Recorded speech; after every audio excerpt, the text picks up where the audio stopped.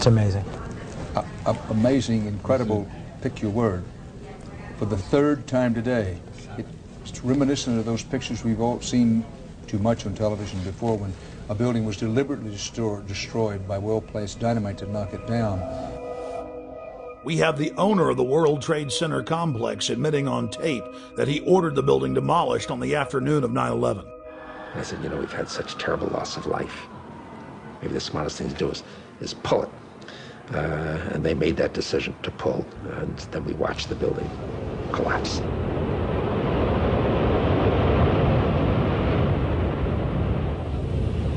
"9/11 was just one salvo in an ongoing war against the free peoples of the planet. It's all part of their terror storm." Pentagon war planners now publicly admit that 90% of their battle plans are psychological versus physical. The information war has taken the place of aircraft carriers, fighter bombers, and Abrams M1A tanks. And you, the population of the planet, are the target. Put simply, modern warfare is all about selling the population to love its own enslavement. The elite are waging war on the people. Edward L. Bernays is regarded by many as the father of public relations. He was born in Vienna, Austria.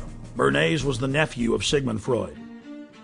Bernays pioneered the use of psychology and other social sciences to design public persuasion campaigns. He published several scholarly works, still used in universities worldwide today. On page 71 of his book Propaganda, Bernays wrote, "If we understand the mechanisms and motives of the group mind, is it not possible to control and regiment the masses according to our will without their knowing about it?" Bernays literally wrote the book on modern propaganda. His clients included Procter & Gamble, CBS Television, the United Fruit Company, the American Tobacco Company, General Electric, Dodge Motors, and he also spearheaded the national campaign to fluoridate the water supply of America through the fluoridationist of the Public Health Service. He was hired by multiple presidents to engage in propaganda campaigns against the American people, as well as the U.S. Army. Another quote from his book Propaganda: "The conscious and intelligent manipulation of the organized habits and opinions of the masses is an important element in democratic society. Those who manipulate this unseen mechanism of society constitute an invisible government, which is the true ruling power of our government. We are governed, our minds are molded, our taste formed, our ideas suggested, largely by men we have never heard of." Nazi propaganda minister Joseph Goebbels publicly praised Bernays on many occasions and stated that Bernays' work was the blueprint used by the Nazis to seize control of the Reich.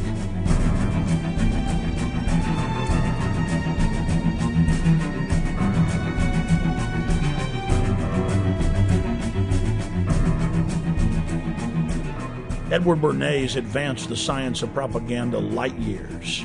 But more than 60 years after his heyday, the science of mind control is thousands of times more sophisticated than even Bernays had envisioned.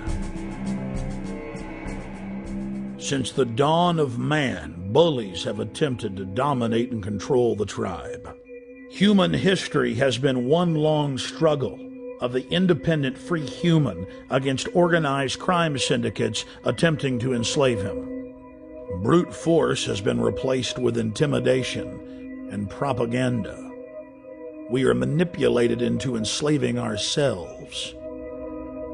We are conned into believing that the establishment is our loving keeper and not our parasitic master. The New World Order architects are a group of predatory control freaks who have enslaved humanity and are desperate to keep control of their cattle. The elite is threatened by independent free humans who control their own destinies. They're threatened by intelligence, by beauty, by honor, by family. They seek to control and steer the destiny of humanity in a direction that secures their power monopoly forever. They are sadistic. They are callous. They think nothing of human life, only control and keeping that control. The entire world is being engineered, designed to be a prison planet a control grid over free humanity, where no dissent is tolerated. Once you realize that the establishment is laughing at you, you can begin to research the truth and start fighting back. Once you understand their game plan, it's very easy to defeat. Knowing who your enemy is half the battle. Taking action is the other half. You only have to free your mind, and defeating the globalist will be easy.